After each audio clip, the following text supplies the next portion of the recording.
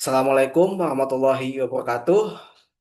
Halo rekan-rekan semua, perkenalkan nama saya Alan Sobrandi Rosan. Saya adalah mahasiswa Prodi Ilmu Komunikasi di Universitas Indonesia Membangun dengan NIM 1211225120001. Pada kesempatan kali ini, izinkan saya membahas dan menganalisis terkait studi kasus promosi film yang berjudul Aku Harus Mati yang dirilis pada 2026 ini sebagai tugas sesi 7 mata kuliah Industrial Advertising. Nah, selanjutnya ada latar belakang. Pada kasus ini, pada April 2026, materi promosi TV dan billboard untuk film berjudul Aku Harus Mati memicu kontroversi di Indonesia karena judul dan materi promosi dianggap mengandung narasi yang berpotensi dalam tanda kutip mengundang pemikiran negatif dan keputusasaan, terutama bagi kelompok masyarakat yang rentan. Sebagian komunitas medis dan publik memberi kritik keras terhadap framing tersebut, sehingga materi promo dicopot dari berbagai titik publik. Nah ya teman-teman bisa dilihat ini billboard di keramaian dengan judul yang agak sensitif yaitu Aku Harus Mati ya. Nah, selanjutnya ada soal analisis terkait studi kasus ini. Yang pertama ada tinjau penggunaan saluran komunikasi terpadu atau IMC, baik itu TV, billboard, media sosial maupun media berita dalam promosi film tersebut. Bagaimana saluran dipilih dan apa tujuan masing-masing. Selanjutnya yang kedua ada analisis dampak pesan kontroversial terhadap konsistensi brand communication film tersebut di berbagai media. Selanjutnya yang ketiga ada diskusikan peran stakeholder atau pemangku kepentingan seperti produser film, media penyiar, regulator, bahkan publik dalam membentuk ulang pesan kampanye yang kontroversi ini. Selanjutnya yang keempat ada tawarkan strategi IMC untuk kampanye film yang sensitif secara konten, termasuk langkah mitigasi krisis komunikasi dan penyesuaian pesan agar sesuai dengan norma sosial. Nah, dalam hal ini, yang pertama, analisis mengenai saluran komunikasi terpadu atau IMC, film Aku Harus Mati 2026 menggunakan berbagai kombinasi saluran komunikasi, di antaranya dengan menggunakan televisi, kemudian billboard, media sosial, dan bahkan media berita. Yang pertama ada televisi. Tujuannya adalah menjangkau audiens massal dengan daya tarik visual dan emosional. Tujuannya membangun awareness yang cepat. Kemudian billboard itu menegaskan kehadiran film di ruang publik, menciptakan eksposur yang berulang. Selanjutnya yang ketiga dengan menggunakan media sosial, interaksi langsung dengan audiens, memicu percakapan, viralitas, dan engagement. Dan yang terakhir adalah media berita, memperkuat legitimasi, namun juga menjadi saluran kritik ketika kontroversi muncul. Catatan bahwa tujuan utama dari Integrated Marketing Communication ini atau IMC adalah konsistensi pesan lintas kanal, namun kontroversi membuat konsistensi itu terganggu. Kemudian yang kedua ada dampak ya, pesan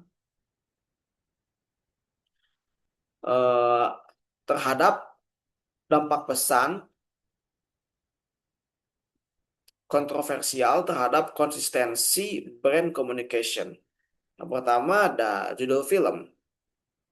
Judul film di sini itu sangat ekstrim ya. Aku harus mati. Menimbulkan persepsi negatif sehingga pesan emosional yang diharapkan, drama, tragedi, intensitas berubah menjadi stigma negatif. Selanjutnya ada konsistensi brand. Yakni konsistensi brand terganggu karena di TV atau dan di billboard pesan terlihat provokatif. Sementara di media sosial dan berita lebih banyak muncul framing negatif.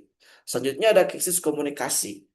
Akibatnya, brand film tidak lagi dipersepsikan sebagai karya seni, melainkan sebagai pemicu krisis komunikasi.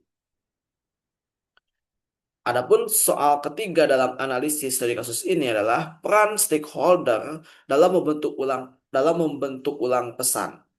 Ada beberapa bagian, misalnya dari produser film, bahwa produser film bertanggung jawab atas framing pesan dan harus melakukan penyesuaian agar tidak menimbulkan dampak sosial negatif.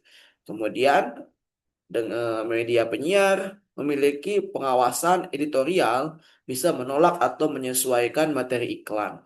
Selanjutnya ada pihak regulator berperan sebagai pengawas atau etika komunikasi. Ya, publik, etika komunikasi publik memastikan konten sesuai norma sosial. Dan selanjutnya ada publik dapat memberikan umpan balik atau feedback, kritik bahkan tekanan sosial yang memaksa perubahan strategi komunikasi. Sehingga catatannya bahwa sinergi stakeholder ini diperlukan untuk mengubah narasi dari kontroversial menjadi lebih eh, konstruktif. Selanjutnya, ada yang keempat, soal studi kasus, yaitu strategi MC untuk eh, kampanye sensitif. Dengan cara apa saja strateginya? Yang pertama bisa dengan mitigasi krisis komunikasi, yaitu dengan cara segera mengeluarkan pernyataan resmi, menjelaskan maksud artistik film, dan meminta maaf atas dampak yang tidak diinginkan. Selanjutnya ada penyesuaian pesan dengan cara mengganti headline promosi dengan narasi yang lebih humanis. Misalnya, fokus pada tema perjuangan hidup, bukan dengan kematian. Kemudian yang ketiga ada segmentasi media. Gunakan media sosial untuk edukasi, TV untuk trailer yang lebih aman, dan billboard dengan visual simbolis, bukan teks yang provokatif. Kemudian yang keempat, kolaborasi stakeholder, melibatkan psikolog, komunitas sosial, dan regulator dalam merancang ulang pesan agar sesuai norma yang berlaku di masyarakat. Kemudian yang terakhir adalah monitoring publik. Dengan cara apa? Dengan cara mengevaluasi reaksi audiens secara real time di media sosial guna untuk mencegah eskalasi krisis. Nah, teman-teman, jadi kesimpulannya bahwa kasus ini menunjukkan Integrated Marketing Communication atau IMC bukan hanya soal distribusi pesan, tetapi juga soal sensitivitas sosial dan konsistensi brand.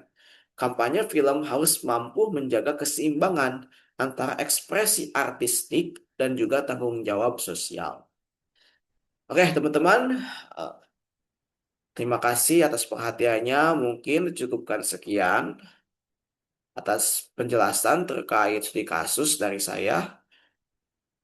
Terima kasih. Wassalamualaikum warahmatullahi wabarakatuh.